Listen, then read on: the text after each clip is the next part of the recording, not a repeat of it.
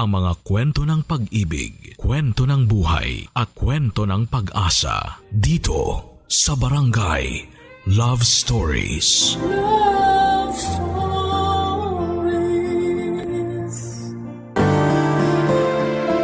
Minsan sa ating buhay ay dumarating ang isang tao na magpaparamdam sa atin na tayo'y espesyal. Ngunit paano kung ang dating pagmamahalan ay unti-unting mapalitan ng puot?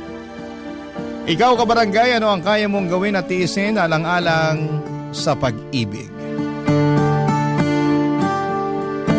Dear Papa Dudut, magandang araw po sa inyo at sana ay matanggap ninyo ang sulat ko na ito. Ako nga po pala si Astrid at kagaya lang din po ako ng karamihan sa atin. Gusto ko lang makaramdam ng tunay na pagmamahal.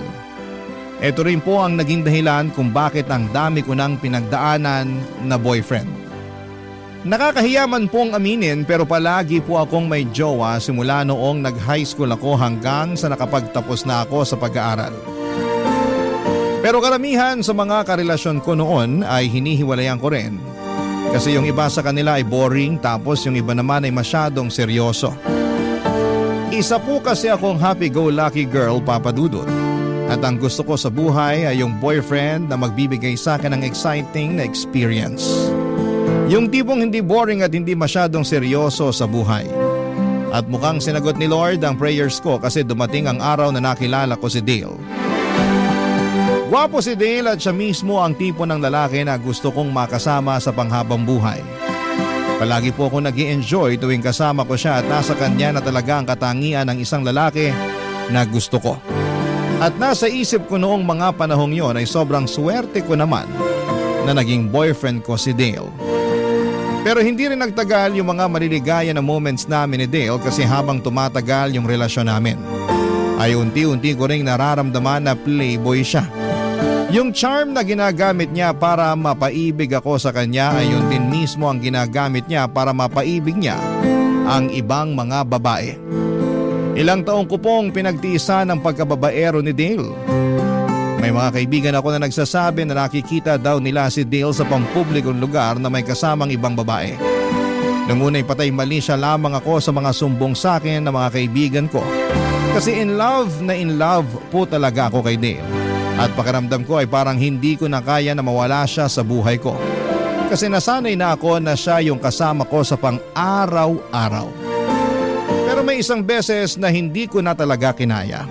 Kasi habang natutulog si Dale sa inuupahan namin na apartment ay nakialam ako sa cellphone niya. At kahit may password yung cellphone niya ay nakita ko pa rin sa lock screen niya na may notification o mensahe galing sa isang babae na sinasabihan siya ng I love you. At doon na po nagsimulang magwala. Nagwala ako kasi sinagad at inabuso na ni Dale ng lubusan ang pasensya ko.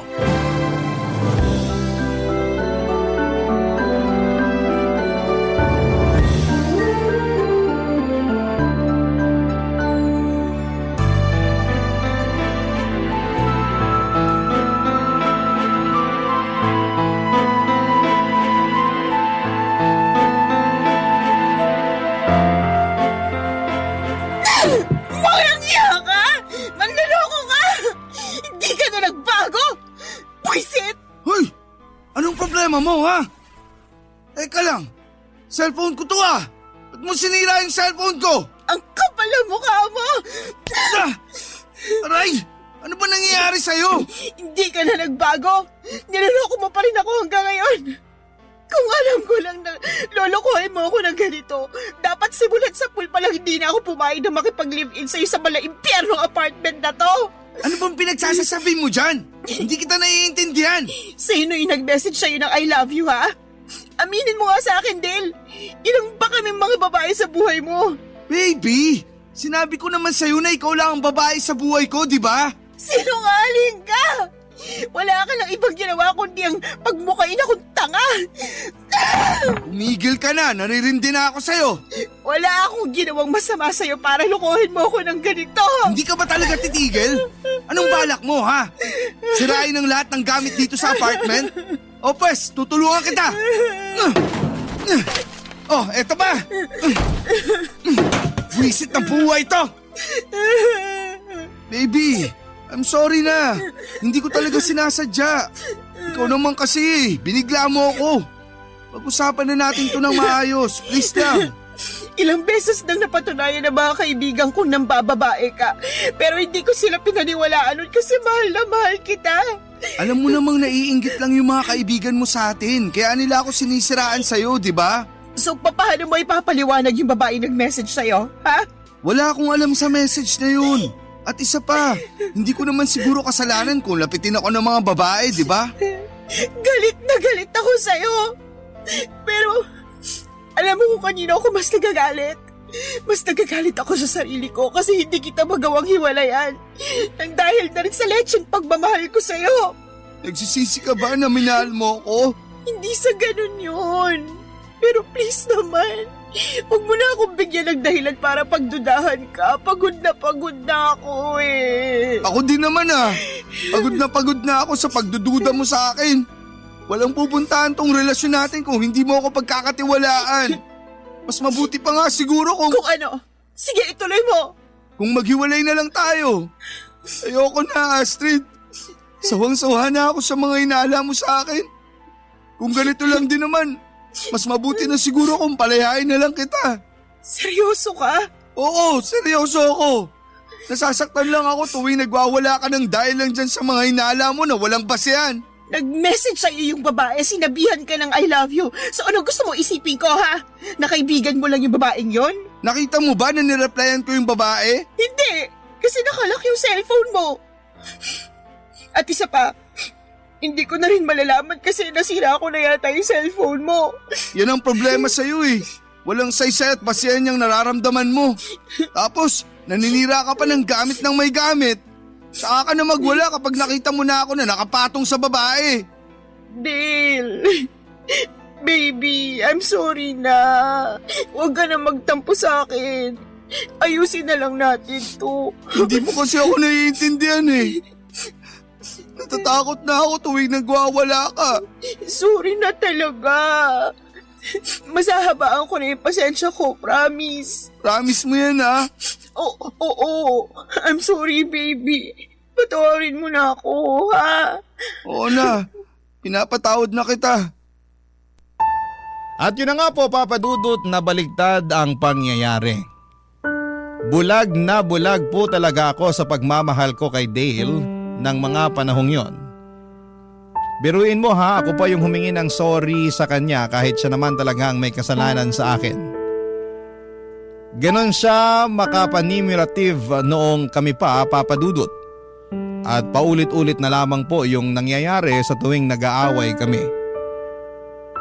Sigawan, siraan ng gamit tapos bati ulit na parang walang nangyari. Sobrang toxic na ng relasyon namin pero pinili ko pa ring tiisin kasi pakiramdam ko noon ay hindi ko talaga kakayanin na mawala si Dale sa buhay ko. At hindi ko na namamalaya na unti-unti ko na palang pinapalagpas lahat ng kababuyan at kawalang hiyaan niya sa akin. Hindi ko akalain na ganito pala ang pag-ibig, nakakabobo ito.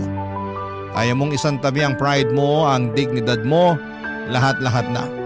Para lamang makaramdam ka lang ng kahit kaunting kaligayahan. Para mas malinaw po sa mga kabarangay ninyo kung gaano kagulo ang relasyon namin ni Dale, ihahalin tulad ko po ito sa isang babuyan.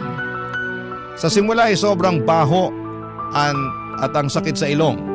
Pero habang tumatagal ay masasanay ka rin at hindi mo na gaanong napapansin yung baho ng babuyan. Ganon na ganon kami ni Dale. Parang nasanay na lamang po ako sa baho ng relasyon namin. May mga pagkakataon na nagigising ako sa katotohanang babaero talaga si Dale, pero sa huli ay ako pa rin yung nagpakumbaba. Nagpakababa. Lahat ay ginawa ko para lamang maisalba yung relasyon namin na nuknukan na ng katoksikan. Naging normal na lamang sa amin ang sigawan at away bati. Dumating pa sa point na pakiramdam ko ay may kulang sa relasyon namin kapag hindi kami nag-aaway ng isang beses sa isang linggo. Pero lumipas ang ilang linggo, Papa Dudut, at kahit papaano ay natauhan na rin po ako. Isang araw palihim kong sinundan si Dale noong nagpaalam siya sa akin na lalabas daw siya. At noong nakabuntot ako sa kanya, doon ko mismo nakita na may kasama siyang ibang babae. Doon na rin po ako nagising at napaisip na baka panahon na talaga para palayain ko na ang sarili ko mula sa ganitong klase ng pakikipagrelasyon, Papa Dudut.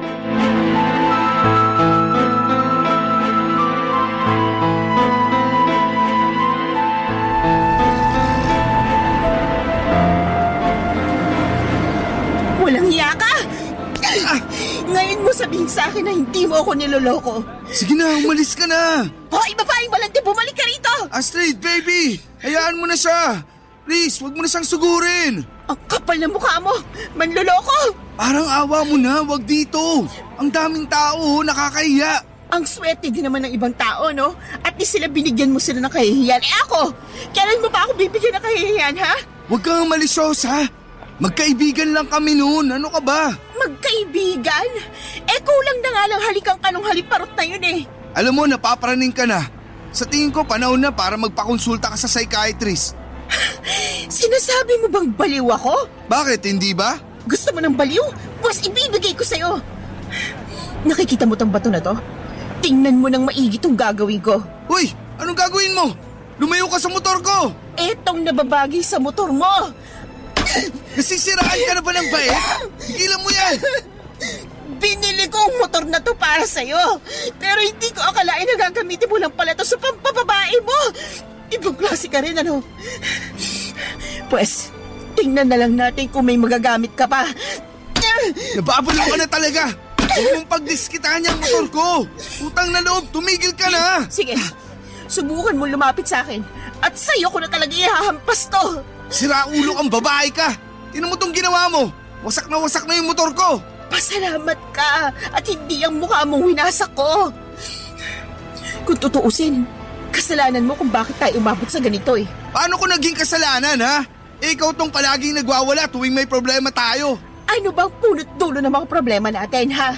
Hindi ba't yung pambababae mo? Mali! Nagkakaproblema tayo kasi masyado kang selosa. So, ano gusto mong gawin ko? Palakpakan ka habang nilalandi ka ng kabit mo. Sa'yo na rin mismo nang galing. Ako ang nilalandi nila.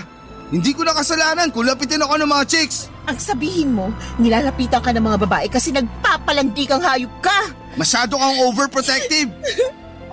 Ayoko na, Dale. Ayoko na. Pagod na ako. Aalis na ako. Bahala ka na sa buhay mo. Sandali lang. Bitiwan mo ako, ano ba? Hindi naman natin kailangang maghiwalay eh. Alam mo naman kung gaano kita kamahal, di ba? Hindi. Hindi ko alam kasi paulit-ulit mo na lang ako sinasaktan. Kalimutan na natin to, please. Pinapatawad na kita sa pagsira ng motor ko. Huwag mo na akong iwalayan. Parang awa mo na. At sino nagsabi sa'yo na humihingi ako ng tawad sa pagsira sa motor mo, ha? Hindi ko pinagsisisihan ng pagsira ako sa lecheng motor na yan. Baby, ang tindi na ng galit mo ah. Sa tingin ko, kailangan na natin magpa-check up sa psychiatrist para mas makontrol mo yung galit mo. Talaga ba? Oo! Ah! Ayan, para yan sa pambababae mo. Ah! At yan, para yan sa pangkagaslight mo sa akin. Grabe, Dale. Napaka-manipulative mo. Muntik mo na ako mapaniwala na akong problema at hindi ikaw. Alam mo ikaw, sumusobra ka na! Bitiwan mo ako! Namumuro ka na sa akin! Tingnan mo tong ginawa mo sa pisngi ko! Namumulat ang hapdi na sa kakasampal mo! Kulang na kulang pa yan sa lahat ng atraso mo sa akin. Bitiwan mo ako kung di tatawag ako ng pulis. Astrid!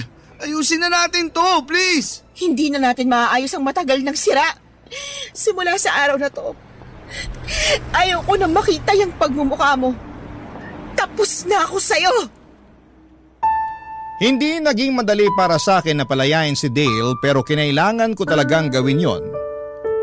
Kasi paulit-ulit na lamang niya akong niloloko. At noong mismong araw na yon ay bumalik ako sa apartment na tinitirhan namin ni Dale at dali-dali kong kinuha ang mga gamit ko at nakituloy na ako sa boarding house ng pinsan ko. Sa araw din na yon ay nagpasalamat ako sa Diyos kasi kahit masakit ay binuksan niya ang mga mata ko sa katotohanang hindi na magbabago si Dale. Parang nasa dugo na talaga niya ang pagiging chick boy. Pero kahit tinapos ko na ang sobrang toxic namin na relasyon ay hindi ko pa rin naiwasang malungkot. Hindi kasi ako sanay na wala si Dale. Pakiramdam ko na mga panahon na yon ay mag-isa na lamang talaga ako sa mundo.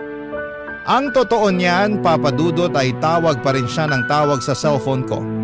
Pero hindi ko na sinasagot ang mga tawag niya kasi kahit miss na miss ko na siya, mas nangingibabaw pa rin yung sakit na iniwan niya. Iba po talaga yung pakiramdam kapag mismong mga mata mo ang nakakita ng kataksilan ng partner mo. At tuwing naaalala ko yung time na nakita ko sila ng babae niya, mas lalo lang akong nagagalit kay Dale. Aaminin ko na mahal ko pa rin si Dale pero sa huli ay nanaig ang respeto ko sa sarili ko. Yun ang naging dahilan kung bakit hindi ko na siya muling binalikan. Tapos na ako sa pagiging tanga at tapos na rin akong magpaloko. At alam ko sa sarili ko na hindi ko kailanman deserve na masaktan ng taong minahal ko ng buong buo. Ang maipapayo ko lang talaga sa mga nakakarinig o nakababasa ng kwento ko kung sinasaktan na kayo ng partner ninyo ay huwag nyo nang hintayin pang lumala. Hiwalayan nyo na. Marami kasing klase ng pananakit hindi lang sa pisikal kundi pati na rin sa emosyonal. At minsan mas masakit pa nga yung sugat na hindi nakikita ng mga mata natin. Kung paulit-ulit na lamang kayong inaabuso ay huwag nyo nang patagalin pa. At tapusin nyo na kaagad.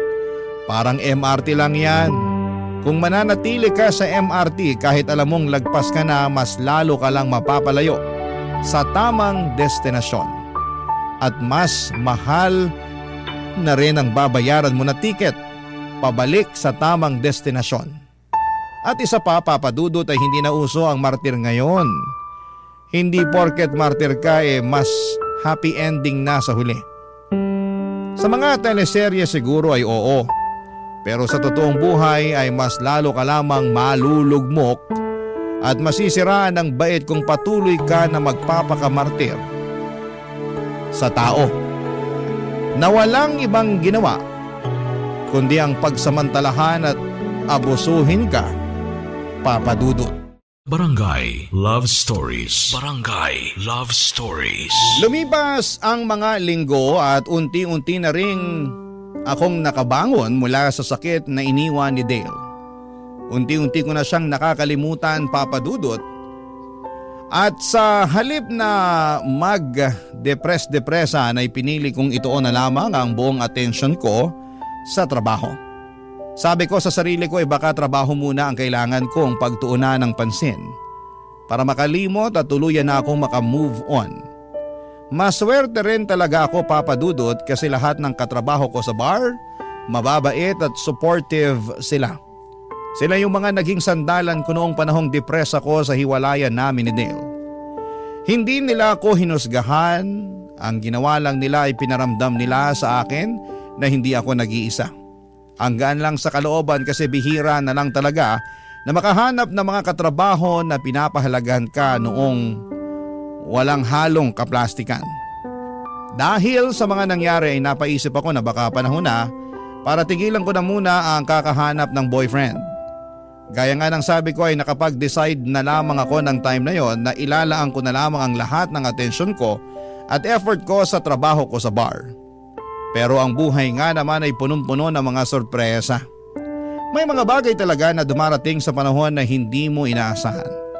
Yung akala mong okay ka na, tapos bigla ka na lamang guguluhin ang tadhana. Isang gabi habang naka-duty ako sa bar ay may dumating na customer na literal na napalingon kaming lahat. Ang gwapo niya, Papa Dudut, para siyang artista. Maputi, maayos manamit at ang kinis ng kanyang mukha. Tapos ay naka-formal attire pa siya. Kaya lalo siyang nag-stand out sa crowd. Nung una ko talagang naisip noon ay naku, ang gwapo niyan. Sigurado ako na may jowa na siya. Pero nagkamali ako, Papa Dudut, kasi noong kinausap niya ako habang nagsiserve ako ng drinks ay doon nagsimulang magbago ang ihip ng hangin at mas lalo ko pa siyang nakilala ng mga panahong yon, Papa Dudut.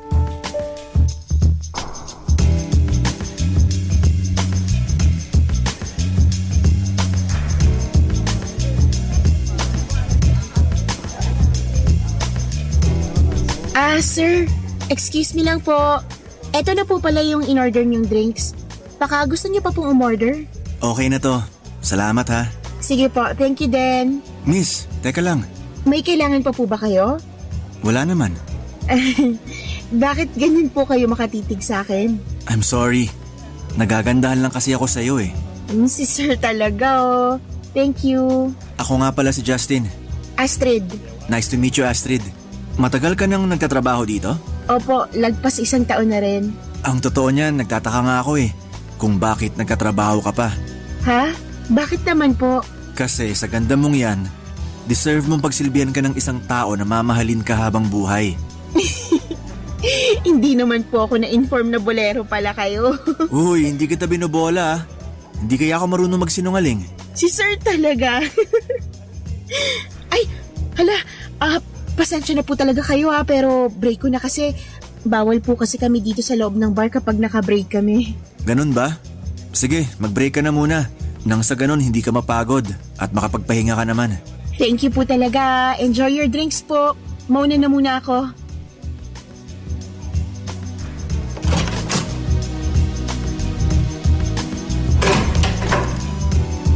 Ay, salamat naman at nakapag-break na rin ako sa wakas. Sakit na ng tuhod ko. Pero in fairness kay Sir kinilig ako doon. Hindi nakakasawa tingnan yung mukha niya. Grabe, ang pogi. Ay, ano ba naman yan? Panira ka ng moment. Dale, utang na loob. Tigilan mo na nga ako. Tapos na tayo, okay? Astrid, sorry na talaga. Sising-sisi na talaga ako sa mga ginawa ko sa'yo noon. Patawarin mo na ako, please. Wow, ikaw? Humihingi ng tawad? Bago yan Talagang nagbago na ako. At hindi ako magsasawa na patunayan sa'yo yun. Kung dati mo pa sa akin pinatunayan yan, di sana hindi na tayo humantong pa sa hiwalayan. Maawa ka naman sa akin Ilang linggo na akong hindi nakakatulog at nakakakain ng maayos. Dahil sobra ako nasaktan nung hiniwalayan mo ako. At ngayong kasalanan ko pa kung bakit hindi ka nakakatulog at nakakakain ng maayos? Pambihira, kasalanan ko na naman. Hindi sa ganun yun. Ang sinasabi ko lang naman, hindi ko kayang mabuhay nang wala ka. Kalokohan? Oo na, aaminin ko na sa'yo na pinagtaksilan talaga kita noon. At para patunayan sa'yo na hindi na ako yung dating Dale, iniwalayan ko na yung mga yun. Nagpapatawa ka ba? Kung kailan ka na single ulit, saka mo naman hiniwalayan yung babae mo. Ibang klase ka rin Ano pa ba ang kailangan kong gawin para patunayan sa'yo na ikaw talaga yung mahal ko? Wala kang kailangang gawin. Pero ako meron. Meron akong kailangang gawin at dapat matagal ko nang ginawa to. Ha? Simula ngayon, maghanap ka na ng ibang kukulitin mo kasi ibablock ko na tong number mo. Goodbye! Kaasar! Ay hala, tapos na nga paling break ko. Makabalik na nga sa loob.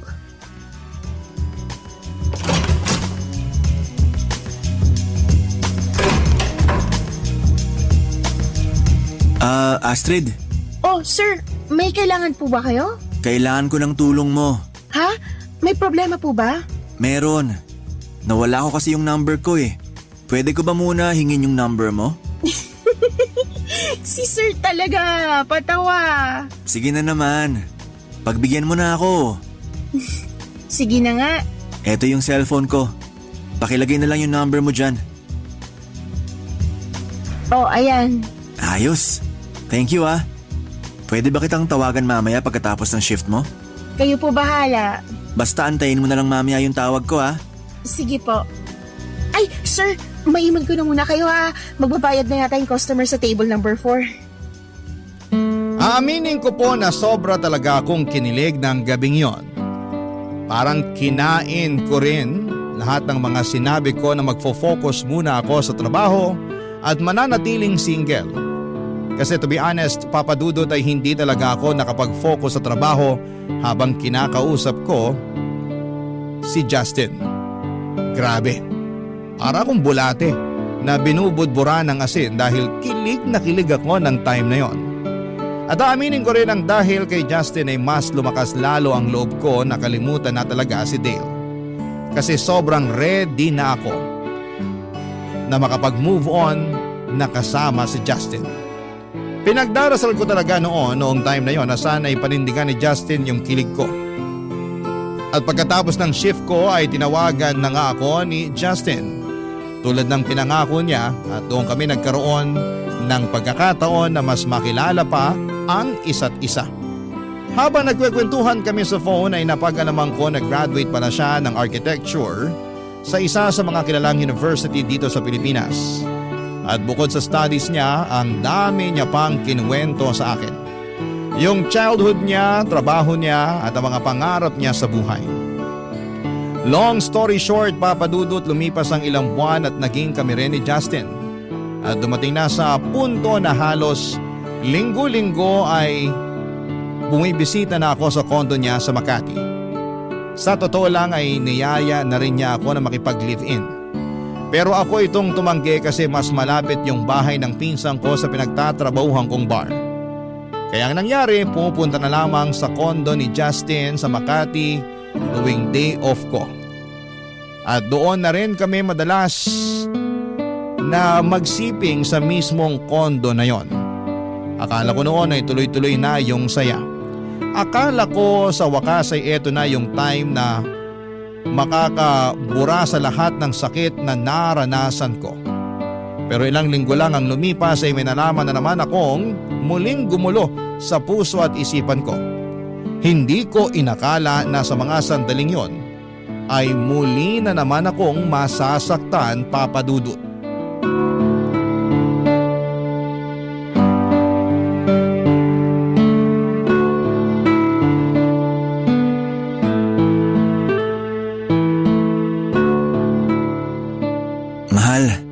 Sobra ako nag-enjoy dun sa ginawa natin kanina.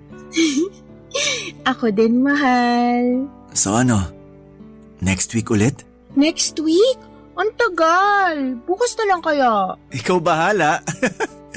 Maliligo muna ako. Dito ka muna sa kama ha. Magpahinga ka lang dyan. Sige, I love you. I love you too.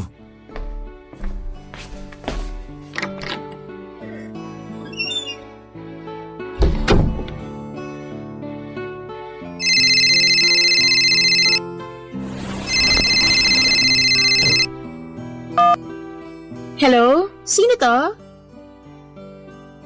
Delivery rider? Parcel para kay Justin? Sige po, bababa na po ako dyan sa lobby. Antayin niyo na lang po ako. Ano ka ba naman, Justin? Ang mahal nung in-order mo, ha? Kunin ko na nga lang yung wallet mo. I'm sure may naitabi ka naman pambayad dun para sa parcel mo. Nasaan na ba yung wallet mo? Eto. Ay, nalaglag. Teka, ano to? Justin! Justin! Lumabas ka dyan! Labas!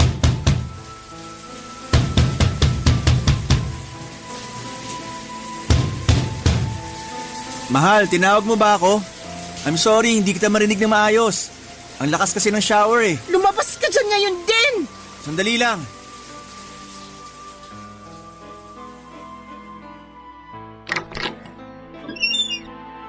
Oh, ano nangyari sa'yo? Ba't mukhang gigil na gigil ka dyan? Ano to, ha? Ba't may ganito kang picture sa wallet mo? Sino yung babaeng yan? At yung bata na kasama mo sa picture na yan? Sandali lang. Ba't mo pinakikialaman ng wallet ko, ha? Kukuha lang sana ako ng pambayad para dun sa parcel na in-order mo. Pero mali pa rin yung ginawa mo. Dapat hindi ka pa rin nangunguha ng gamit ng may gamit. Huwag mong ibahin ang usapan.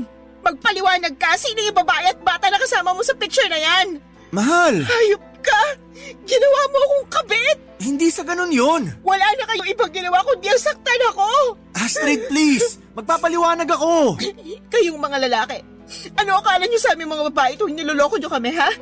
Iiyak lang tapos kinaumagahan makaka-move on na kaagad? Sana nga gano'n na lang kadali ang lahat, no? Pero hindi eh! Kasi yung sakit at hapdi na iniiwan niyo sa amin tuwing pinaglalaruan niyo kami, nanunuot hanggang buto. Mahal! Pinaniwala mo ako na ikaw na yung lalaki mamahalin ako ng totoo at tapat, pero nagkamali ako kasi pare-pareho lang kayong lahat. Tigilan mo yung pagbabasag ng mga gamit dito sa kondo ko! Kulang na kulang pa to sa sakit na pinaparamdam mo sa akin ngayon. Sige na! Aaminin ko na may asawa at anak na ako. Pero matagal na kami nagkakalabuan ng asawa ko. At pinakikisamahan ko na lang siya dahil sa anak namin. Pinakikisamahan? So ibig sabihin, nagsasama kayo sa iisang bubong? Tinago mo ko sa kondo na to para hindi malaman ng asawa mong may kabit ka, ganun ba yun? Ang kapal din naman pala talaga ng mukha mo. Binigay kong katawan at buong pagkatao ko sa'yo, tapos ganito lang ang igaganti mo sa akin? Ba't ka ba nagkakaganyan? Ginusto mo rin naman ang nangyari sa atin, di ba? Oo! Ginusto ko nangyari sa atin, pero nasuka lang ako nung nalaman ko na may asawa ka na palang hayop ka. Kung galit ka sa akin, ako ang sampalin mo. Huwag mong pagdiskitahan ng mga gamit ko dito. Astrid, aayusin ko to. Hihiwalayin ko ng asawa ko kasi ikaw talaga ang mahal ko. Alam mo kung ano yung hindi ko maiintindihan? Kung bakit kami mga babaeng napapahiya tuwing may ginagawa kayong kalokohan. Kaming mga babaeng hinuhusgahan ng mga tao at sinasabihan na malandi. Habang kayong mga lalaki, agad-agad kayo nakakapag-move on sa mga buhay nyo na parang wala kayong ginawang mali sa amin. Sandali lang. Ano yung ginagawa mo, ha? Kukunin ko na lahat ng mga gamit ko dito at hindi mo na ako makikita pagkatapos ng araw na to. Ang pagkakamali ko lang naman dito, hindi ko kaagad nasabi sa'yo na kasal pa rin ako. Pero maniwala ka. Nagbabalak na rin ako makipaghiwalay sa asawa ko. Kaya hindi na ako nag-abala pa na sabihin pa sa'yo yun. Anong gusto mo marinig sa akin? Thank you? Kasi kahit may asawa ka na, ako pa rin ang pinipili mo. Di ba, alin na lang? Wala kang pinagkaiba sa ex ko. Pareho kayong mga salot sa buhay ko. Mahal, wag mo naman ako pagsalitaan ng ganyan, oh. Alam kong maaayos pa natin to. Huwag ka munang umalis, please. Iwan mo nga ako, aalis na ako. Nagre-resign na ako bilang girlfriend mo. Hindi ko po talaga alam, Papa Dudut, kung ano ang nagawa kong mali para parusahan ako ng ganito ng tadhana. Ang tanging gusto ko lang naman sa buhay ay ang mahalin ng totoo at wagas.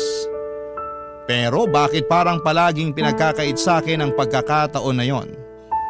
Bakit palagi na lamang akong napupunta sa maling tao? Muli na naman akong nalugmok noong naghiwalay kami ni Justin. Pero ang mas masakit, Papa Dudut, ay doble na ngayon ang bigat na nararamdaman ko. Mas masakit yung hiwalayan namin ni Justin kesa doon sa hiwalayan namin ni Dale. Kasi si Justin ang taong nagpaniwala sa akin na posible pala ang forever. Siya ang nagpakita sa akin na hindi lahat ng lalaki ay manloloko, sinungaling o mapanakit. Sa kanya ko muling naramdaman ang kilig, ang halaga ko bilang babae at ang posibilidad na pwede pala akong mahalin ng totoo. Pero maling-mali ako. Lahat pala yon ay isang malaking kasinungalingan lamang. At dahil sa hiwalayan namin ni Justin ay halos hindi na ako makakilos ng maayos. At hindi na rin ako makapagtrabaho ng maayos. Palagi akong tulala at wala sa sarili. Umabot pa sa puntong nangihiram na ako ng pera sa pinsan ko para lamang may pambili ako ng alak. Para lamang makalimot sa sakit na dinulot sa akin ni Justin. Aaminin ko po, oo, medyo malandi po talaga ako. Madali akong kiligin, madaling mabola, at madalas akong nahuhulog sa mga matatamis na salita. Pero hindi ko po pinangarap na maging isang kabit. Isa yan sa mga pinakaayaw ko, yung mapasok sa isang relasyon na may sabit. Gusto ko ng malinis, tapat at totoong pakikipagrelasyon. Pero ang nakakatawa ay yung mga tipo na lalaki na kinakasuklaman ko ay sila pa ang paulit-ulit na dumarating sa buhay ko. Minsan ay napapaisip ako, baka ako rin ang may kasalanan. Baka ako rin ang dahilan kung bakit ako nasasaktan ng ganito katindi. Kasi aminado ako na mabilis akong mahulog sa patibong ng mga lalaki. Marupok ako at galit na galit din ako sa sarili ko tuwing sumasagi sa isipan ko na hinayaan ko na namang masaktan ako ng maling tao. Napakasakit ng lahat ng nangyari sa buhay ko, Papa Dudut. Barangay Love Stories. Barangay Love Stories. Tuluyan na po ako talagang nawala ng trabaho sa bar, Papa Dudut. Dahil sa sobrang bigat ng pinagdadaanan ko, ay hindi ko na kinayang pumasok at parang wala na akong ganang gumalaw. Dahil depressed na talaga ako noong mga panahong yon. Pero ang mas mabigat pa sa lahat ay unti-unti kong nararamdaman na may kakaiba nang nangyayari sa katawan ko. Madalas akong nasusuka, nahihilo at bigla na lamang akong nagkakaroon ng cravings nang wala sa oras. Dahil sa mga nararamdaman ko ay napilitan akong bumili ng pregnancy test. Kinabahan ako habang hinihintay ko ang resulta at paglabas ng 2 guhit ay parang natulala ako. Napag-alaman ko na buntis ako at sigurado ako na si Justin ang ama ng dinadala ko. Sobra po akong natakot ng time na yon at paulit-ulit kong tinawagan ang number ni Justin. Pero hindi na siya sumasagot. Ramdam ko na mga panahon na yon na iniiwasan na niya ako. Siguro'y abala na siya sa tunay niyang pamilya kasama ang asawa at anak niya. Habang ako ay eto at nag-iisip kung papaano ko bubuhayin ang batang dinadala ko. Hindi ko alam kung saan ako magsisimula. Wala na akong trabaho, wala akong ipon at masakit mang isipin, wala na rin akong boyfriend na tutulong sa akin. Pero kahit na ganoon ay ni minsan ay hindi ko naisip na ipalaglag ang anak ko. Kasi alam kong wala siyang kasalanan. Ako ang nagkamali at hindi ko ipapasa sa sarili kong anak ang bigat ng pagkakamaling yon. Alam ko rin sa sarili ko na kung pipilitin kong ipalaglag ang batang ito, habang buhay akong kakainin ang konsensya ko. Mabuti na lamang talaga at nandyan ang pinsan ko, Papa Dudut. Siyang tumulong sa akin noong nawalan ako ng trabaho at noong nalaman ko na buntis ako. At biglang pasasalamat ay ginagawa ko ang lahat ng kaya kong gawin. Ako po ang nag-aasikaso ng bahay, naglilinis, naglalaba at nagluluto. Sobrang bait talaga ng pinsan ko na yon at hindi ko alam kung anong klaseng milagro ang ginawa ko para tulungan niya ako ng sobra-sobra. Pero isang araw habang akala ko'y unti-unti na ako nakakabangon ay bigla akong nakatanggap ng tawag mula sa isang unknown number. At pagsagot ko sa tawag na yon ay isang boses ang narinig ko. Isang boses na muli na namang babago sa takbo ng buhay ko, Papa Dudut.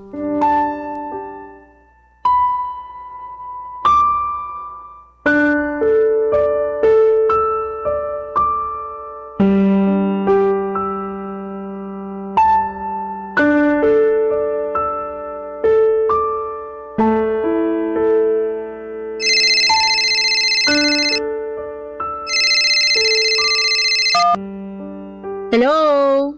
Astrid, Sino to? si Dale to. Ha? Bagong number to. Ngayon lang ako nagkaroon ng oras para bumili ng bagong SIM. Oh, ano namang kailangan mo? Miss na kita.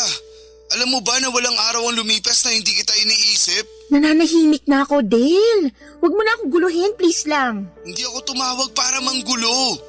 Tumawag ako kasi gusto kong patunayan sa'yo na hindi na ako yung dating Dale na nakilala mo. Maniwala ka sa akin. Nagbago na ako. Ang totoo niyan, hindi ko na nga alam kung mapagkakatiwalaan pa kita eh. Grabe yung sakit at trauma na dinulot mo sa akin. At pinagsisisihan ko na yun. Kaya nga ako lumalapit sa'yo ngayon kasi gusto kong makabawi sa lahat ng nagawa ko sa'yo noon. At mapapatunayan ko lang sa'yo na nagbago na ako kung bibigyan mo ako ng chance. I'm sorry, Dale, pero ang dami ko na rin kasing pinagdaanan nung naghiwalay tayo. Niloko ko ng boyfriend ko at hanggang ngayon galit na galit pa rin ako sa mga lalaki. Sandali lang, pinalitan mo na ako kaagad nung naghiwalay tayo? Parang gano'n na nga. Di bale, tapos na yon. Andito na ulit ako para iparamdam sa'yo na hindi ka dapat sinasaktan. Kung bibigyan mo lang ako ng isa pang pagkakataon, pinapangako ko sa'yo na hindi ko nasasayangin to. Sa katunayan nga, dito pa rin ako nakatira sa apartment kung saan tayo nagli-live-in dati. Natatandaan mo pa ba na ikaw mismo ang pumili ng apartment na to? Kasi nagagandaan ka sa design ng pader. Oo. Kahit nung naghiwalay na tayo, hindi ako umalis sa apartment na to kasi gusto ko na palagi kitang naaalala. Gusto kong i-cherish yung mga magaganda nating memories. Pero Dale, tapos na yun. Pero hindi pa naman huli ang lahat, di ba? Pwede pa tayong bumuo ng mga bagong alaala. Basta papasukin mo lang ulit ako sa buhay mo. Paano ako makakasigurado na hindi mo na ako lolokohin? Ibibigay ko sa iyo ang password ng cellphone ko at lahat ng password ng social media accounts ko. Seryoso ko. Handa akong gawin ang lahat para mabawi kita. Ganun kita kamahal. Ang totoo nga niyan, miss na rin kita eh. Miss na miss ko na yung mga halik mo sa akin. At miss na miss ko na rin yung ikaw kaagad ang nakikita ko tuwing gumigising ako sa umaga. Ganun din ako. Miss na miss ko na yung pagbubunga nga mo sa akin. Ah, ganun ah. Gusto mo makatikim sa akin? I love you, baby. I love you too, baby ko. Wag mo na ulit gagawin yun, ha? Ha? Ang alin? Yung palitan ako. Aaminin ko, medyo nasaktan ako nung sinabi mo na nagkaroon ka ng boyfriend pagkatapos natin maghiwalay. Pero... Masisisi mo ba ako? Sobra kaya ako nasaktan nung naghiwalay tayo. Siyempre, kinailangan ko rin mag-move on kahit papaano. ikaw lang naman itong nakipaghiwalay sa akin eh. Ha? Ganun ba? Ewan, nakalimutan ko na.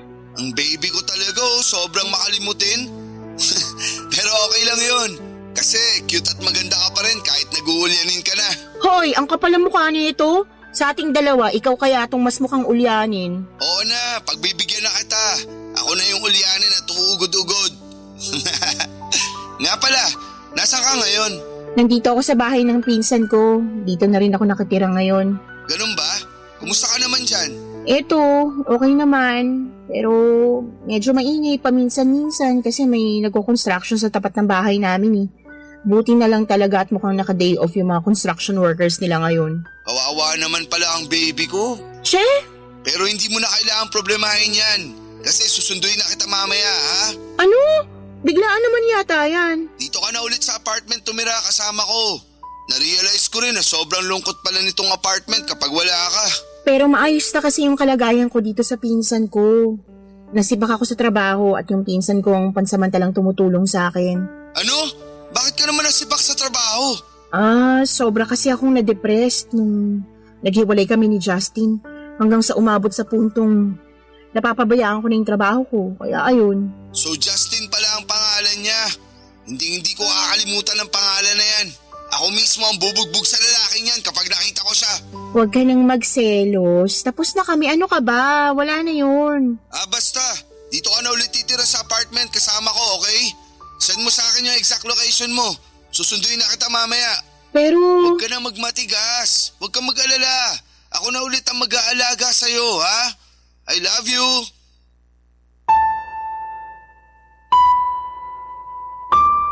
Nahulog na naman ako sa patibong ni Dale Papadudot. Bumalik lahat ng pagmamahal na nararamdaman ko para sa kanya. At bago ko pa namalayan, nagkabalikan na nga kami ng tuluyan. Alam kong marami sa mga kabarangay ninyo ang mapapailing sa desisyon ko na yon. Pero totoo talaga na kapag nagmamahal ka, parang nawawala ka sa tamang isipan paminsan-minsan. Kahit alam mong nasaktan ka na, umaasa ka pa rin na baka may pag-asa pa na magbago ang lahat. Pero kahit papaano ay nagbago din naman si Dale. Mas naging sweet siya, mas maalaga at parang mas pinapakita niya na seryoso talaga siya sa relasyon namin. Dahil doon ay mas lalo lamang akong na-in love sa kanya. Sabi nga nila, love is sweeter the second time around. At yun yung paniniwala ko noong mga panahong yon. Nag-decide kaming magsama o mag-live-in ulit sa apartment at dahil doon ay parang bumalik ulit yung closeness namin noon. Madalas kaming magkulitan, maglambingan at syempre hindi rin nawawala yung sexy time namin bilang magkasintahan. Pero habang tumatagal ay hindi ko rin maiwasang lamunin ang sarili kong konsensya. May tinatago kasi ako kay Dale. Isang malaking bagay na alam kong pwedeng ikasira ng lahat. Hanggang ngayon ay hindi pa alam ni Dale na buntis ako. Si Justin ang ama ng batang dinadala ko. Papadudot, araw-araw ko nininervyos ng panahon na yon. Iniisip ko kung kailan nga ba ang tamang panahon para sabihin ko kay Dale ang katotohanan. Natatakot ako na baka hindi niya matanggap ang pagbubuntis ko at baka layuan na niya ako ng tuluyan. Pero kinalaunan ay naglakas loob na rin po akong sabihin kay Dale ang katotohanan. Noong sinabi ko na kay Dale, ang totoo ay bigla siyang nagbago, Papadudot. Para bang bumalik yung dati niyang ugali. Yung mainitin ang ulo at wala sa sarili. Nagwala siya dahil hindi niya matanggap na may dinadala akong anak na ibang lalaki ang ama. Sobra yung naramdaman kong takot noon kasi pakiramdam ko ay babalik na naman kami sa madilim na parte ng relasyon namin. Ang sabi na lamang niya sa akin ay gusto niya daw munang mapag-isa at bibili na lamang daw muna siya ng alak sa tindahan. Bumalik si Dale sa bahay na may daladalang isang kahon ng beer. Doon siya pumwesto sa labas ng apartment at uminom ng mag-isa. Sobra akong nalungkot sa sitwasyon at pumasok na lamang ako sa kwarto namin at nagtulog-tulugan na lamang ako. Kasi ayaw ko na rin kausapin si Dale sa takot na baka sigawan niya lamang ako. Makalipas nga ang ilang oras, noong akala ni Dale na tulog na ako ay narinig ko siya na may kinakausap sa cellphone. Natakot ako kasi baka nang bababae na naman siya. Pero Papadudot, mas lalong nayanig ang mundo ko nung palihim akong lumapit sa pintuan para pakinggan kung sino ang kinakausap ni Dale at doon ko mismo natuklasan ang isang bagay na sumira sa ilusyon ko, Papadudot.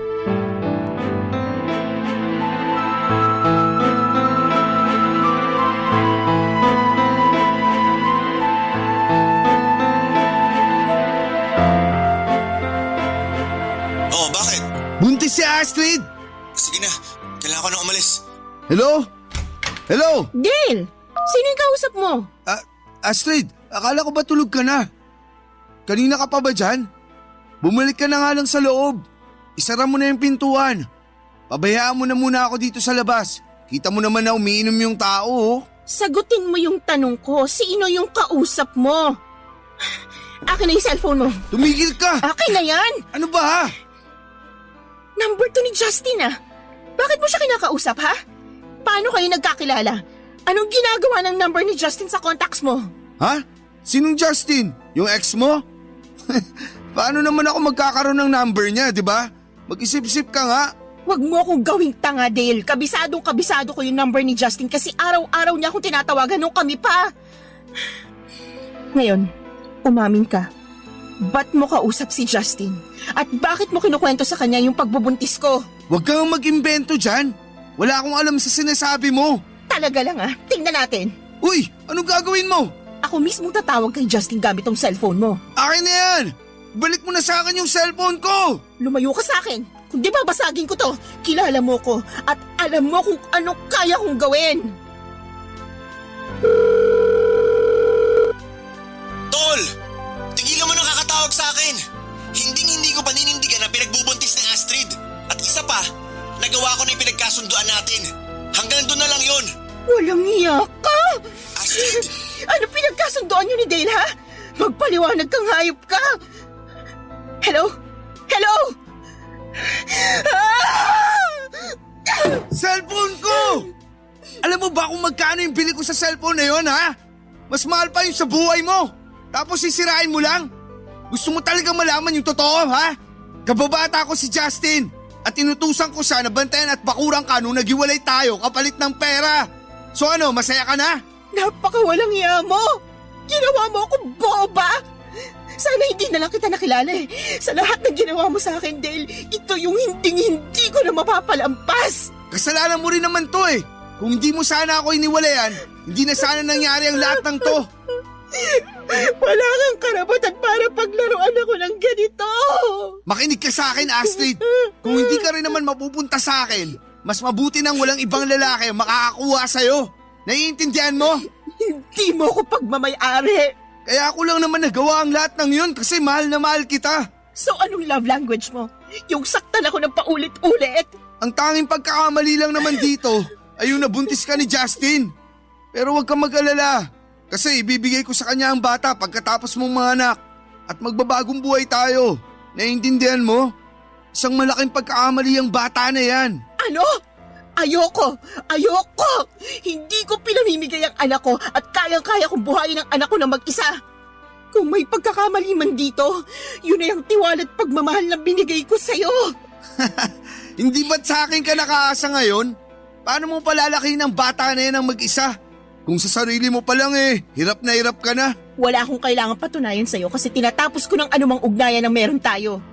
Tinatapos ko ng walang kwentang relasyon na to. Hindi ka aalis, Astrid. Dito ka lang. Hindi na ako makakapayag na iwalayin mo pa ako uli. Kulang pa ba yung sakit at traumang dinulot mo sa akin? Ano? Hindi ka ba titigil hanggat hindi mo ako napapatay? Ikaw lang naman kasi ang nagpapakomplika sa mga bagay-bagay. Patawarin mo na kasi ako para matapos na tong gulong to. Gusto mo patawarin kita? Hindi ka nga humihingi ng tawad eh. Ang taas din naman kasi ng pride mo. Dapat nga magpasalamat ka pa at binalikan pa kitang babae ka. Alam mo ba na ang daming babae nagkakandara pa sa akin? Kung makapagsalita ka, akala mo naman pinikot kita? Tapos na ako sa panggagaslight mo sa akin. Aaminin ko, naawang-awa ako sa sarili ko dahil sa paulit-ulit mo ako pinagmumukhang tanga. Pero alam mo kung saan ako mas naaawa? Mas naaawa ako sa magiging jowa mo. Ipagdarasal ko na lang na sana hindi sila matulad sa akin. Ipagdarasal ko na lang na sana hindi sila mahulog sa bitag mo. Ipagdadasal ko na lang na sana magkaroon sila ng lakas ng loob na layuan ka habang maaga pa. At ipagdadasal ko na lang na sana mabulok ka na sa impyerno. Nagtapang-tapangan na lamang ako ng gabing yon pero ang totoo niyan, takot na takot talaga ako kay Dale noong araw na yon. Hindi na pagmamahal ang pinapakita niya sa akin kung hindi obsession na. Hindi ko inakala na aabot sa punto na pinababantayan niya pala ako kay Justin kasi natatakot siya na baka makuha ako ng ibang lalaki. Isang malaking kasinungalingan lang pala yung relasyon ko kay Justin at si Dale ang may pakana ng lahat ng ito. Papadudot, sobrang bigat po talaga ng trauma na idinulot ng pangyayaring yon sa akin. Kaya noong araw na yon ay hindi na ako nagdalawang isip na lumaya sa apartment namin at dumiretso ako sa presinto para ipablatter siya, Papadudot. Pagkatapos kong makuha ang blatter report ay pinicturean ko ito at sinend ko kay Dale sa Facebook para malaman niya na hindi niya ako pwedeng lapitan kailanman. Dumiretso na rin po ako sa bahay ng pinsan ko pagkatapos noon at sa totoo lang ay hindi ko alam kung saan ako pupulutin kung wala siya. Sa lahat ng kagagahan ko ni minsan ay hindi ako hinusgahan ng pinsan ko na yon. Siya lang talaga ang umiintindi sa akin sa kabila ng mga naging desisyon ko sa buhay. At simula nang sinend ko kay Dale yung blatter report ay hindi na po siya nagparamdam. At mas naging tahimik na rin ang buhay ko. Pero hanggang ngayon ay dala-dala ko pa rin yung takot at trauma na iniwan ni Dale. At wala na rin po akong balita pa kay Justin. Tuluyan na lang siyang naglaho na parang bula. Ni hindi nga ako sigurado kung buhay pa yon. Ang tanging pinagtutuunan ko na lamang ng pansin ay ang pagbubuntis ko.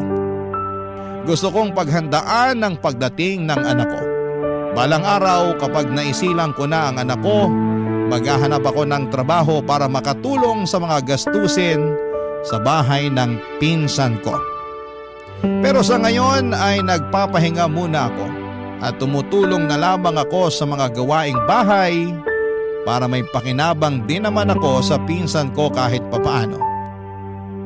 Papadudot, hanggang dito na lamang po ang kwento ko at gusto ko lang pong sabihin sa mga kabarangay natin na sana'y huwag nating baliwalain ang mga senyales ng isang toxic na relasyon. Minsan kasi sa sobrang pagmamahal natin, iniisip na lang natin na normal lamang ang selos, sigawan at sobrang paghihigpit. Pero habang lumilipas ang araw ay hindi natin namamalayan na unti-unti na pala tayong nadidrain nito. Hindi selfish ang lumayo sa taong hindi na tayo kayang mahalin ng tama. Lahat tayo deserve yung pagmamahal na tahimik, totoo at hindi masakit sa pakiramdam. Yung pagmamahal na hindi kailangang ipaglaban araw-araw, kundi yung pagmamahal na kusa, buo at tunay na galing sa puso. Congratulations din nga po pala sa 1 million subscribers ninyo sa YouTube at maraming salamat po sa pagbibigay sa akin ng chance na maikwento ko sa inyo ang isa sa mga pinakamasakit na parte ng buhay ko. Ang inyong forever kapuso at kabarangay, Astrid. Ako, gigil na gigil talaga ako sa nangyayari sa kwento natin. O ikaw, kabarangay, kumukulo rin ba dugo mo? Pwede kang mag-iwan ng comment sa ating comment section.